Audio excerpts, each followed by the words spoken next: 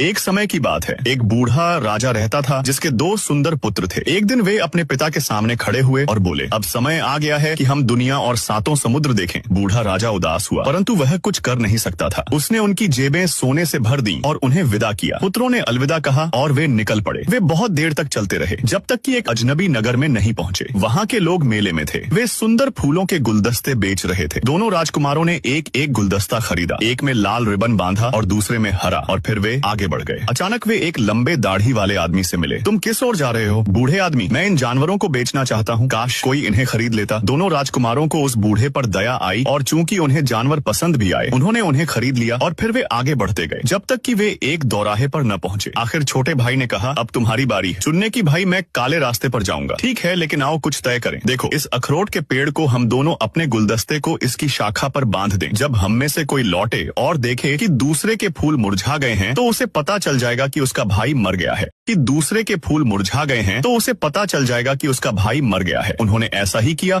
और अलग अलग दिशाओं में चल पड़े। बड़ा भाई चलता रहा और एक नगर पहुंचा। नगर काले पर्दों से ढका हुआ था। राजकुमार एक सराय में गया और सराय वाले से पूछा कि सब शोक में क्यों है। सराय वाले ने बताया कि एक विदेशी योद्धा ने राजा से कहा है कि या तो वह देश और अपनी बेटी उसे दे दे या फिर उसके योद्धा से हरा दे। बहुत से वीरों ने चुनौती स्वीकार की, लेकिन सभी मारे गए, जिनमें राजा के दो पुत्र भी थे। हमारे राजकुमार ने अगले दिन उस योद्धा को चुनौती दी और वह इतना तेज और तलवार में निपुण था कि पल भर में ही विदेशी योद्धा मारा गया। नगर में आनंद और उत्सव हुआ। राजा ने राजकुमार को महल में ले जाकर अपनी बेटी का हाथ और मृत्यु के बाद देश देने का वचन दिया और वे सुखपूर्वक रहने लगे। एक दिन राजा ने कहा, मुझे जंगली सुअर का मांस खाने की इच्छा है। राजकुमार ने कहा, यदि यही आपकी इच्छा है तो मैं आपके लिए लाता हूँ। वह घोड़े पर सवार होकर जंगल गया और अपने जानवरों को भी साथ ले गया। वह सुअर की तलाश में रहा, पर रात हो गई। उसने आग जलाई और विश्राम किया। अचानक उसे पेड़ से आवाज आई, मुझे ठंड लग रही है। अचानक उसे पेड़ से आवाज आई, मुझे ठंड लग रही है, मुझे ठंड लग रही है। यदि ठंड लग रही है तो नीचे आ जाओ, यहाँ आग जल रही है, ये तुम्हें गर्म कर देगी। ऊपर देखकर उसने एक बूढ़ी औरत को डाली पर बैठे देखा। मैं कभी नीचे नहीं आ सकती, मुझे जानवरों से डर लगता है। मैं एक टहनी नीचे फेंकूंगी, तुम उनसे छू लो, तब वे मुझे नुकसान नहीं पहुंचाएंगे। राजकुमार ने वैसा ही किया और तुरंत ही तीनों जानवर पत्थर बन गए। बुढ़िया कूद कर नीचे उतरी और उसने राजकुमार को भी टहनी से छुआ। वह भी पत्थर का हो गया। लोग राजकुमार की प्रतीक्षा करते रहे, लेकिन व्यर्थ एक महीना बीत गया। छोटे राजकुमार ने आनंद के नगर की यात्रा की